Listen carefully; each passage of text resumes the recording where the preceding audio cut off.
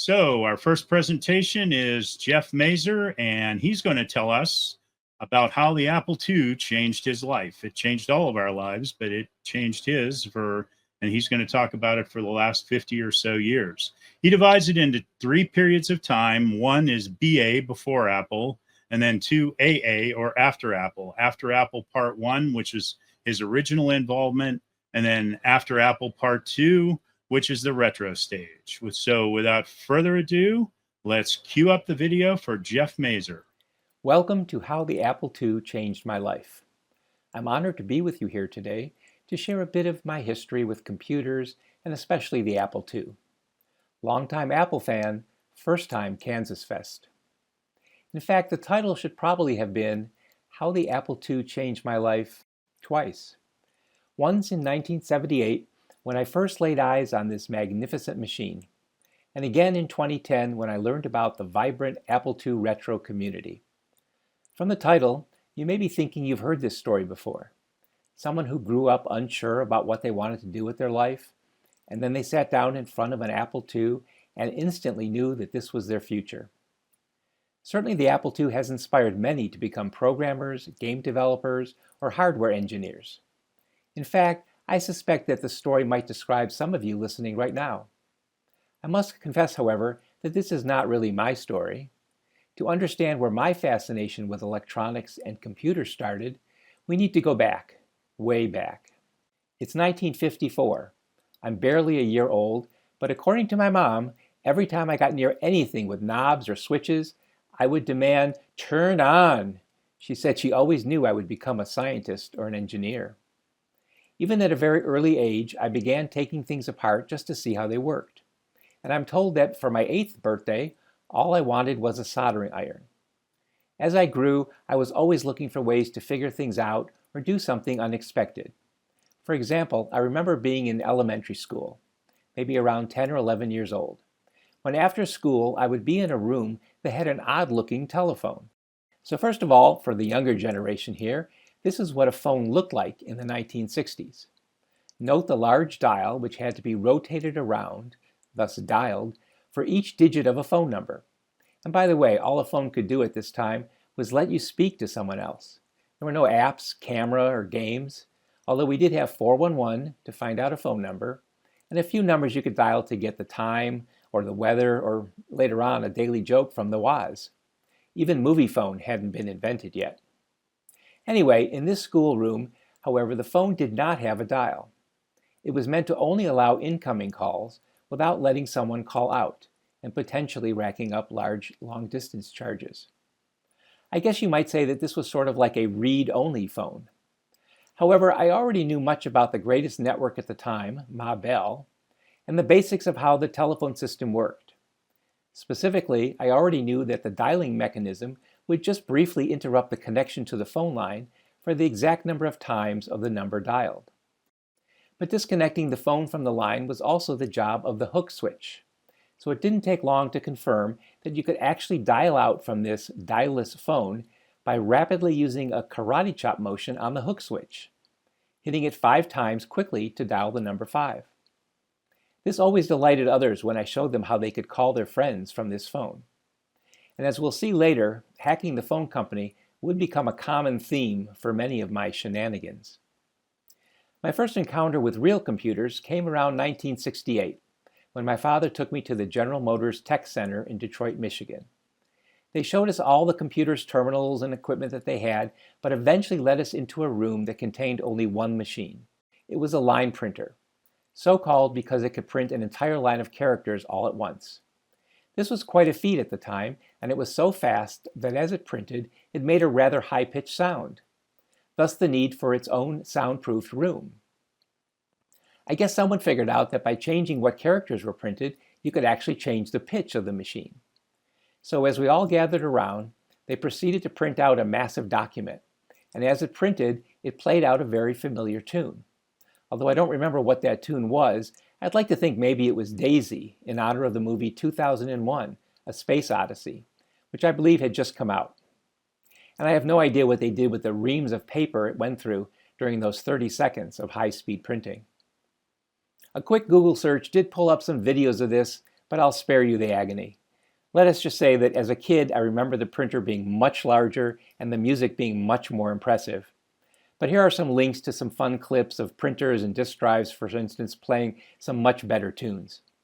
In high school, I became president of the science club and its pet project of building an actual atom-smashing cyclotron.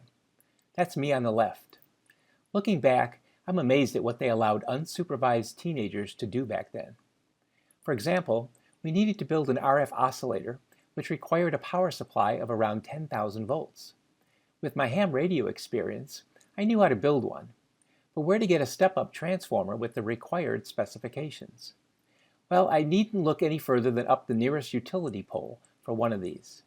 Often referred to as a pole peg, these oil-filled transformers are usually used to convert the 10 to 12 kilovolt high-tension lines down to the 120 or 240 volt mains that feed your house. But they can also be wired in reverse to go the other way. But how would I get one? I guess you could call the local power company and just ask for one. And would you believe that they would actually say yes? This turned out to be a little bit of a problem when later on things went wrong, but that's a story for a different time. I'll have more to say about these transformers later. But I was still more interested in how the telephone system worked and what tricks you could do with it. I had learned about another hack that could be easily done with a few parts that would defeat the phone company's billing system. Again, you have to remember that making phone calls more than a few miles away could incur toll charges. So when I learned that a simple black box could be built that would allow you to receive calls without the caller having to pay, I had to give this a try. I really didn't need this while living at home, but the idea fascinated me, so I built one for fun. A black box can be simply built with a capacitor, a switch, and a battery. So this is how it works. When a call comes in and you pick up the phone, it is connected to the telephone company's circuits. And back then, even after you hung up, the connection between the phones would still remain intact until the calling party hung up. By the way, this could be quite annoying when you finished a call with somebody and they forgot to hang up the phone, as you are now unable to make a new call. But one could take advantage of this quirk by connecting your phone through a capacitor. That would allow the audio to pass between the phones while tricking the phone company into thinking you hadn't picked up the phone yet. Momentarily shorting out the line would let the exchange think you picked up the phone but quickly hung up. This would stop the ringing signal, but the billing system would not register that the call was completed. I loved testing this out with friends who would call me from a payphone and then after we talked for a few minutes would hang up only to see their dime returned via the coin slot. Anyway, it's now 1971 and I'm entering college and awaiting new challenges. I brought my black box with me to the dorm so I could speak to friends back home without making them pay for the calls. Soon it got out that that strange contraption I had mounted on the wall next to my phone was used to make free calls. Others on the floor wanted to use it, but I certainly wasn't going to allow them to do that. So instead I decided to teach them another trick I learned about the phone system. We had a payphone on the floor, and as was typical, the wiring to the phone went through a small access box just beneath the phone. And it was just covered with a round plate that could easily be unscrewed. I knew that aside from the two normal wires that connect the phone, there was a third that controlled the coin slot. And here's how that worked. You inserted coins into the phone to make a phone call. If it was long distance, the operator would come on and ask you to insert more coins to cover the time and distance for the call. As you added coins, they would hit different sized bells inside the phone, which the operator could hear to verify that you put in the correct amount. All of these coins went into a holding area, and when you hung up the phone, they would dump into the locked coin box for collection by a phone company employee. But if you made a call and nobody answered, the coins would just be returned via the coin return assembly. This operation was controlled by that extra wire. So by simply breaking the wire, you could prevent the coins from dumping into the coin bank. Then, after completing the call, you could simply reconnect the wire, pick up the handset, and replace it, and all the coins would come out. So I showed a few floor mates how to use this to make free phone calls. One day I got paranoid that the phone company might be on to me. So I hurriedly disconnected the black box, checked on the payphone, and sure enough, someone had left the wire disconnected. So I reconnected it, put the cover back on, and when I replaced the receiver, more than $4 in coins came pouring out. Phone phreaking took on a whole new level with the Blue Box. Here is my first one built from some CMOS chips and an old calculator keyboard. I'm sure you have all heard stories about the wonders of seizing trunk lines, making calls to anywhere in the world, and routing your call so many times around the globe that you could hear the audible echo. Alas, as I grew up and became more responsible, this all came to end. Well, that and the fact that the phone company switched to electronic switching systems, which made all of this obsolete. I took a break from college, and by 1974, I had moved to Los Angeles. And I now had a respectable job as a broadcast engineer for one of the major U.S. television networks. So I turned my sights to less questionable endeavors. Meanwhile, the arcade game Pong had come out, and it was a fascinating piece of engineering. I had purchased one of the earliest home video game consoles, the Magnavox Odyssey. It had a similar version of this table tennis, but fell short in many ways. It used a plastic overlay that was placed over the TV screen to create some of the background. And the paddles moved up and down, but there was no physics involved. It didn't matter where on the paddle the ball hit, it would always just reverse direction. In fact, after hitting your paddle, the vertical position of the ball was totally under control of the small knob on the left of your controller, which they called English. You could even wait until the ball was about to hit your opponent's paddle and then use that control to just leap right over it. The game was in black and white, and there was no sound or scoreboard. Like the actual arcade game, the Odyssey was built up using small transistorized plug-in modules inside the unit. I immediately began to figure out what each one did and proceeded to modify them to try to make them better. I added a sawtooth generator to control the ball's vertical movement depending on where it hit your paddle. And I added sound to the collision detectors, and I was about to see if I could add on-screen scorekeeping. Then, in 1975, Sears rolled out the Telegames Pong console. It had everything like the arcade game, including scorekeeping. And it was even in color. I immediately threw out my Frankenstein Magnavox, dropped about $100 on this new machine, and was stoked about what it could do. It did have one drawback, however, and that was that the two controls were very close together, so both players had to sit next to each other. So naturally, the first thing I did was to hack the machine so that I could remote all of the knobs and switches for comfortable use while sitting on the couch. Years later, the clock on my wife's clock radio stopped working. It was one of those mechanical flip displays. I decided it would be fun to replace it with a digital LED clock. I had been playing with various MOS clock chips at the time, and one stood out as a favorite. It had both clock and calendar features, as well as an alarm and timer, and even a snooze feature. So I replaced the clock using the alarm function to either emit a beep or turn on the radio. Even the timer was useful to go to sleep with music and have it turn off after a set time. Then it hit me that I could have all of these functions displayed at once. So I created the 10-function digital clock that I wrote up for the August 1977 issue of Radio Electronics. By the way, the prototype of that clock still sits on my nightstand today, almost 50 years later. And it still gets me up on time. This was also the beginning of my mail-order kit company, Westside Electronics. One of my next kits was a BCD clock that displayed the time in binary-coded decimal. This was also written up in November 1979 Elementary Electronics. Other kits soon followed, but then a magic moment occurred in 1978 when a colleague at ABC came to me one day with a request. He was a fellow ham radio operator and wanted to use his newly acquired computer to log his communications over the radio. But this required the computer to have knowledge of the current date and time, which it did not. When he brought in his spanking new Apple II computer and I first set my eyes on all those empty slots inside, I knew exactly what I had to do. While Apple was already selling the Mountain Computer Apple Clock board, it was over $100 and had about 30 separate TTL chips on a very large card. I knew I could build a much better board based on a single MOS clock chip. Thus, my first Apple II peripheral board was born, the Apple Time. It was low power, easy to set, and could be read out from BASIC or machine language.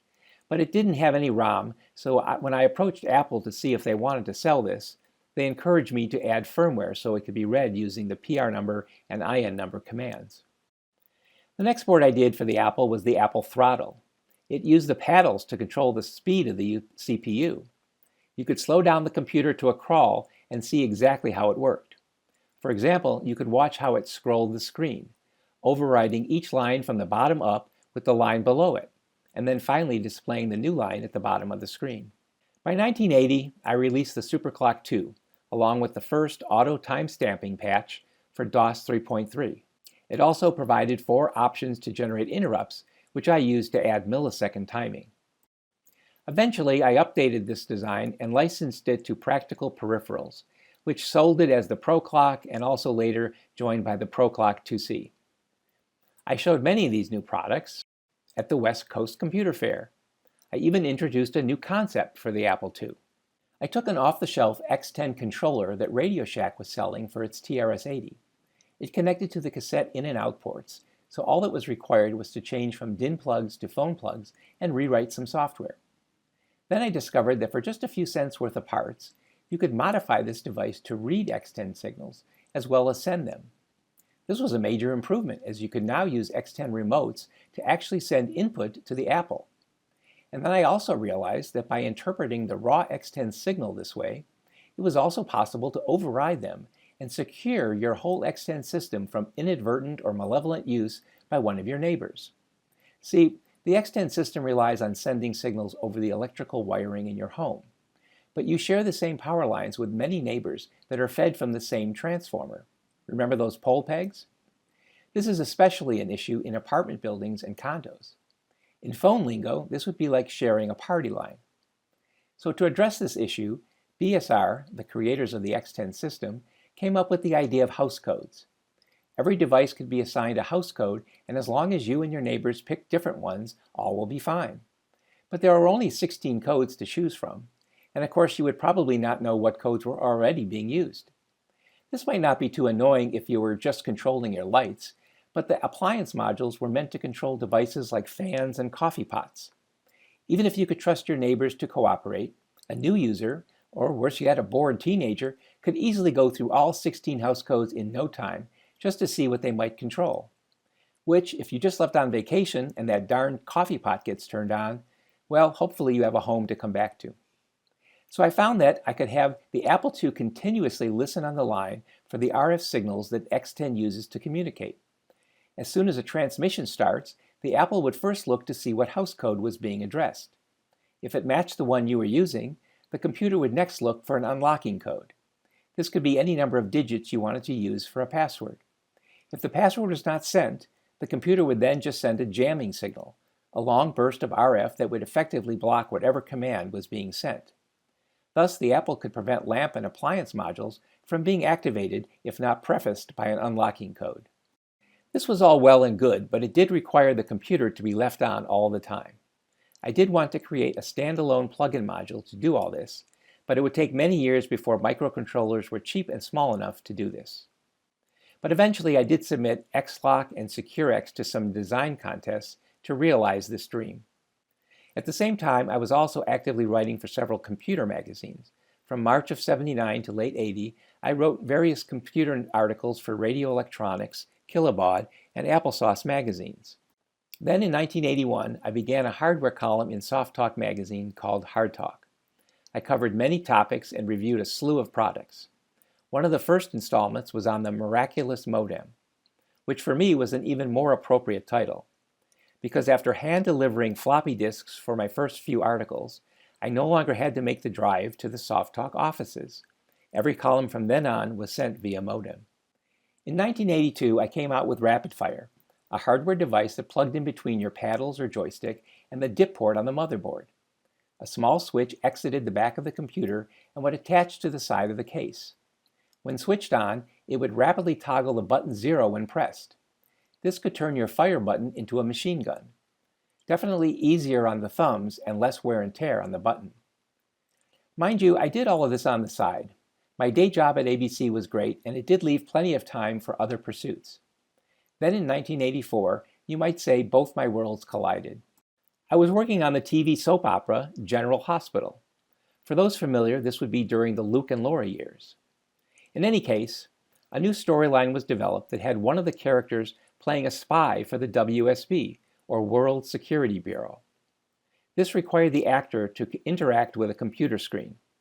The standard technology for this at the time was to take the text from a character generator and pre-record it onto videotape. Then the tape could be played back into the monitor in the studio on the set. This was actually quite cumbersome as it required recording the computer's screen days in advance, playing it back on a tape machine that needed a 5-second pre-roll before it could be shown on the monitor. And the actor had to mimic typing in sync with the pre-recorded images. All this was quite expensive as well. When I saw what they wanted to do, I suggested that my lowly Apple IIc could generate the computer images in real time. I could make changes instantly during the taping if needed, and I could control the timing to react to the actor instead of the other way around. So for several seasons during this WSB story arc, I would set up my IIc and feed its video output to the stage monitor. I used a program that created double-sized text on the high-res screen so that it could be readable on camera. When the actor would be typing a question into the computer, I would print out one character at a time using a random delay between each one. This gave a realistic impression of the actor actually typing out the request on a dummy keyboard. Then the answers would print out in real time. I programmed all the messages for a given scene and then used the spacebar to advance to each part of the message. By the late 80s, my royalty agreements were starting to fade. Practical Peripherals had declared bankruptcy. I struck a deal with MD Ideas, but they too folded. Checkmate Technologies was looking to enter the Macintosh market, so I designed a Mac memory module for them. The beauty of this design was that it could also be made non-volatile, so the computer could be shut off or unplugged and it would come back on exactly the same way when it was turned back on. I received my first patent for this invention.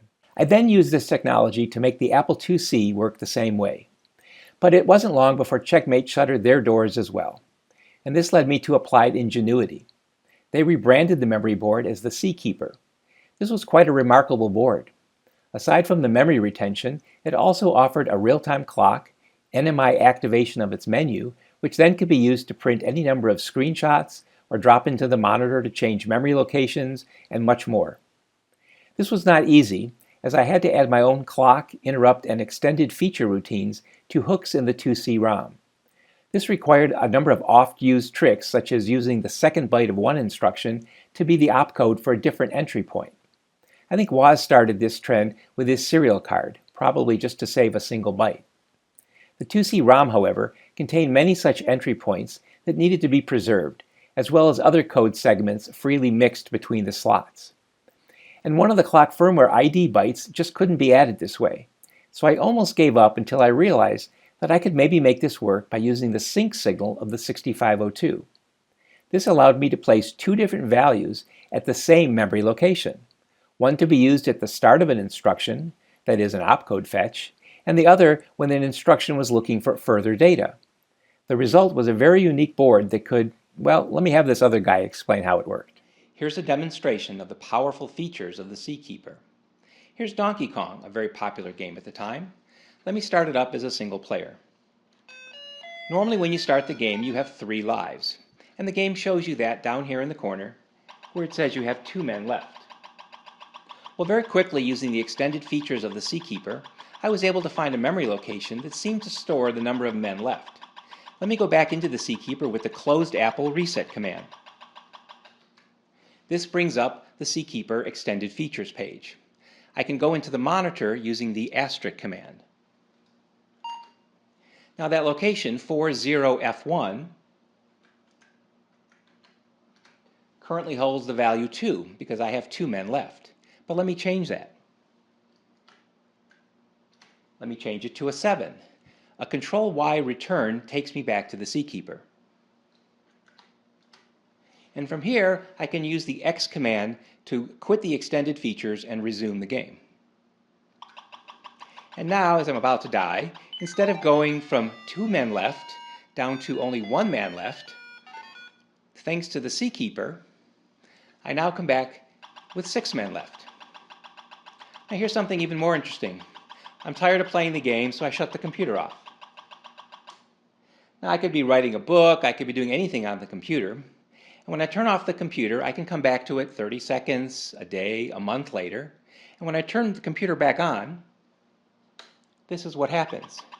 It takes me right back to whatever I was doing the last time I turned off the computer. Here's something more interesting. I can pull the power. There could be a power failure or someone could trip over the cord, but when the power is restored, that's what happens, as if the power was never taken away. And here's what the Seakeeper looks like on the inside.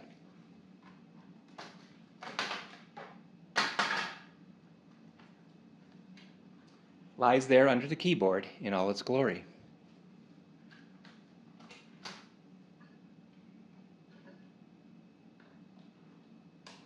Oh, let's turn it back on again. By the way, did you notice the use of the closed Apple reset key to invoke the Seakeeper? That's reset without the control key. This was another innovation that allowed the Seakeeper to detect just the reset key being pressed without having to actually reset the computer. And since Ingenuity was already selling the inner drive, which was a hard drive for the slotted Apple IIs, I offered to design a version for the 2C and 2C Plus. This eventually became the C drive, which was also unrivaled as an internal hard drive for these compact Apple IIs. I'll let that other guy show it off again. Here's the C drive cold booting into an Apple IIc Plus.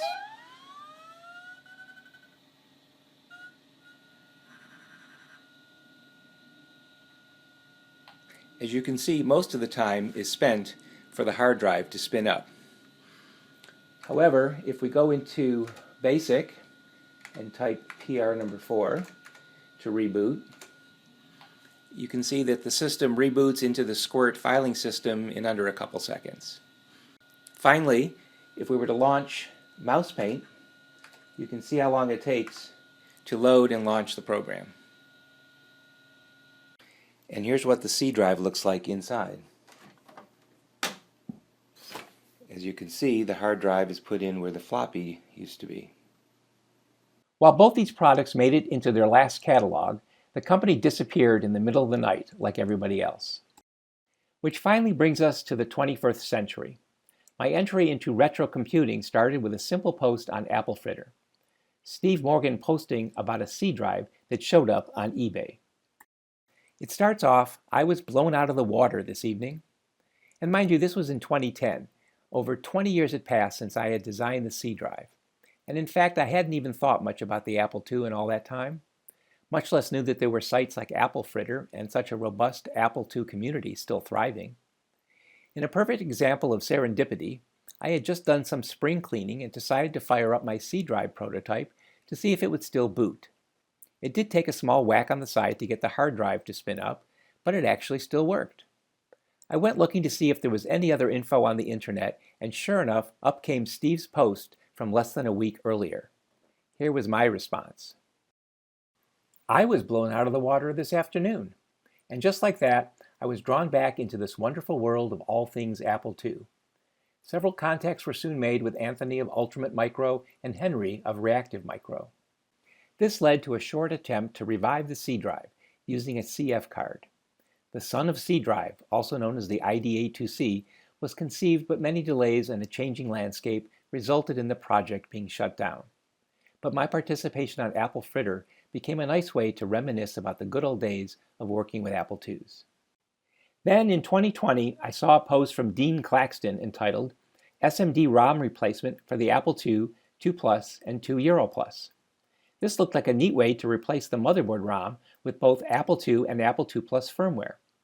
It reminded me of the time when the 2E enhancement kit came out, and I added both sets of ROM with switches on the back of the computer to select between the two sets of piggybacked system and text ROMs. But Dean's solution was much more compact and looked like something I might want.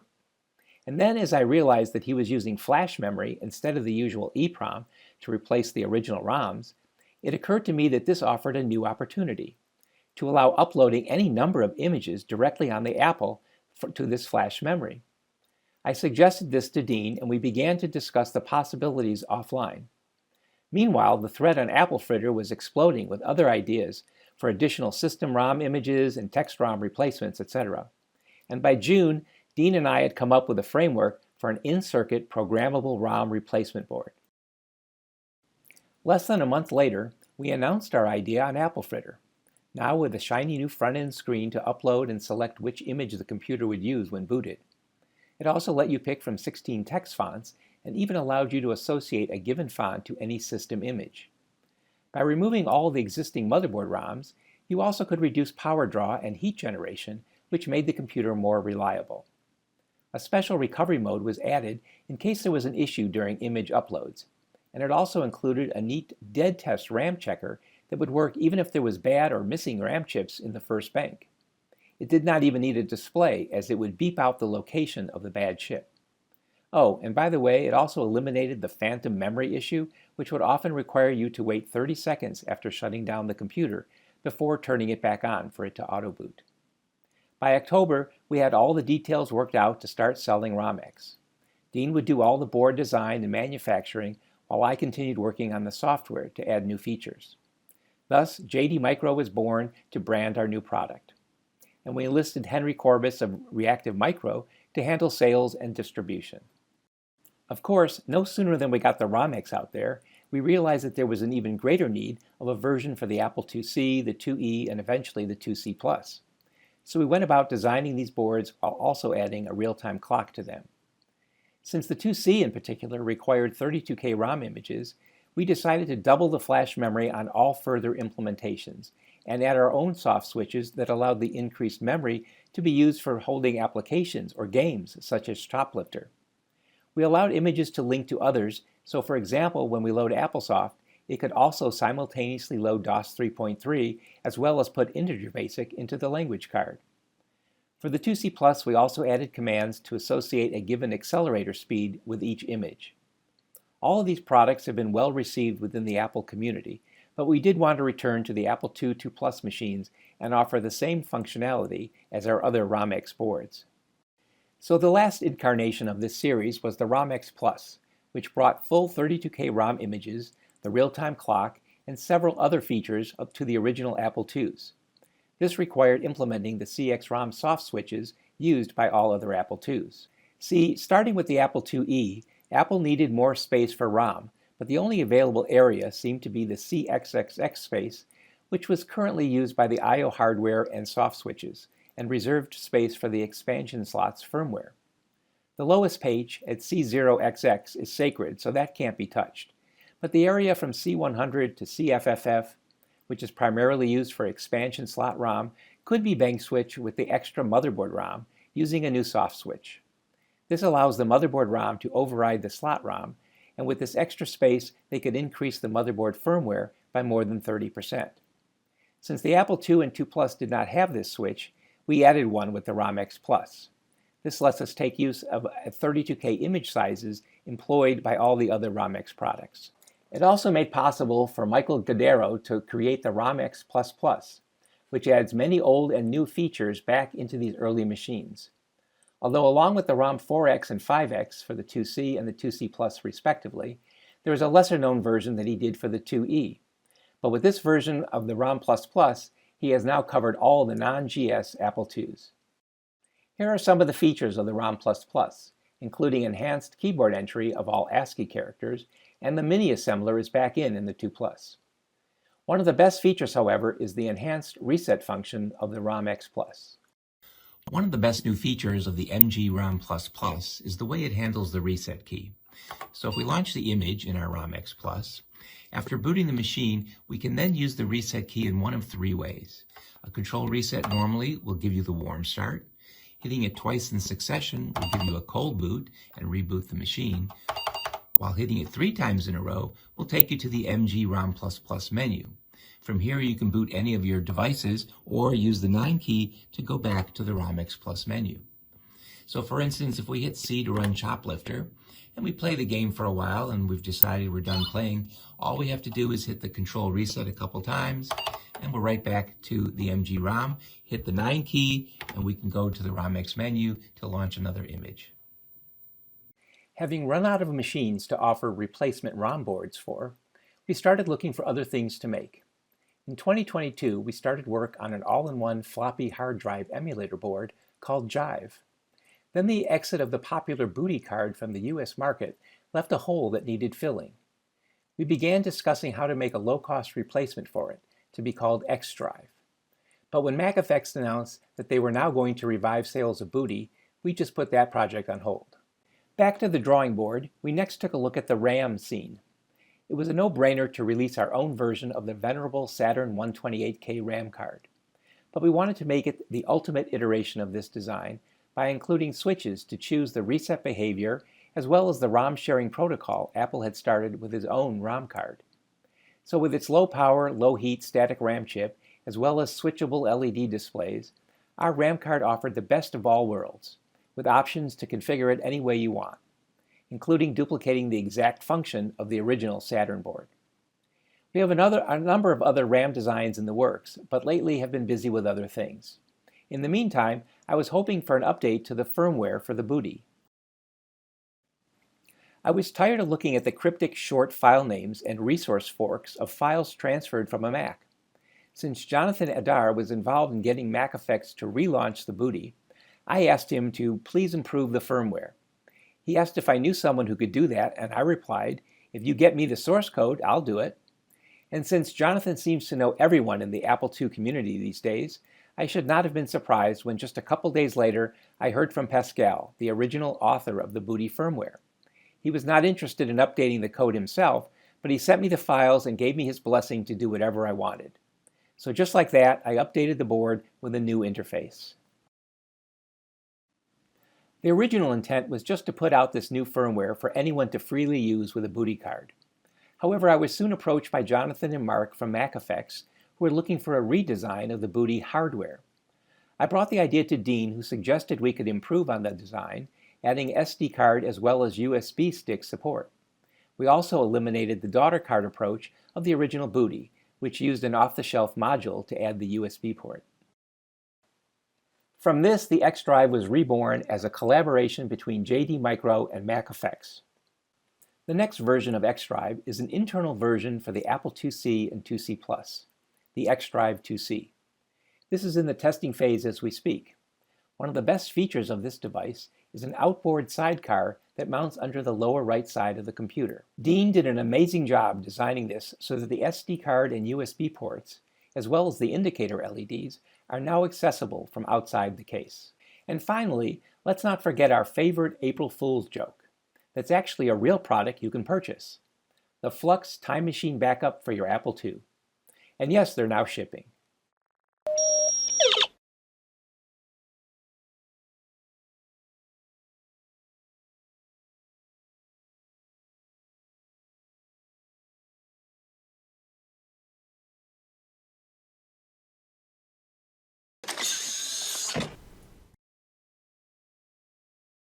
So we have about 5 or 6 minutes here for questions. So let's go ahead and get started. Can I have the first question, please? So the first question is from Ron McAdams, and he was wondering, what is the typical lead time on prototype boards back in the Apple II era? Well, first of all, let me say welcome. Great to be here for KansasFest. Back then, everything was laid out by hand. We didn't have all the tools we have now, and most of the first few boards I laid out were done with rubber tape on plastic sheets, and I would send it to someone to. We had a guy here about a couple miles away that would take those and make printed circuit boards for me. It was all done pretty much on a one-by-one basis, but essentially that's how the first two products were built. And in fact, in the end, I started having him just build the boards as well. All righty. Next question. So this is also from Ron McAdams. Do you have an archive of all your old designs, like a drawer full of cards that you've designed over the years and the prototypes? Well, of course, I've got the prototypes. I could never get rid of them. And I up in a closet somewhere in a cupboard, I have basically all the boards I worked on. It's just that they have such sentimental value. I couldn't get rid of them. And a lot of history, I'm sure. So yes, and some of them are one-offs, that we never built.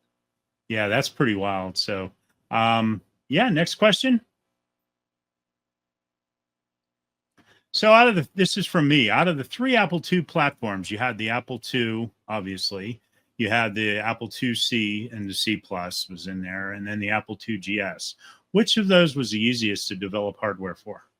and why? Well, let me go back to the last question and just add one more thing. With all Oh, these sure. prototypes I have, I just like it known that I have in my trust that all of my prototype Apple IIs, because the rest of them are not worth anything, but I have a few prototypes, as well as all the boards that I did that no one else will want, but I have them in my will to be donated to KansasFest. So just wanted to Nice. put that out there. Awesome. Thank Hope you. hope Javier will take care of that. He's the He will. he's the contact I put down for when that time comes.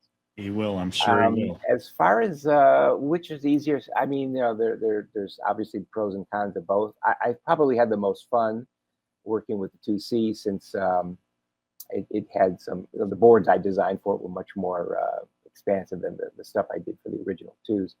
But all of them, in fact, that's what made the Apple II such a great platform, is that it was very easy to design for.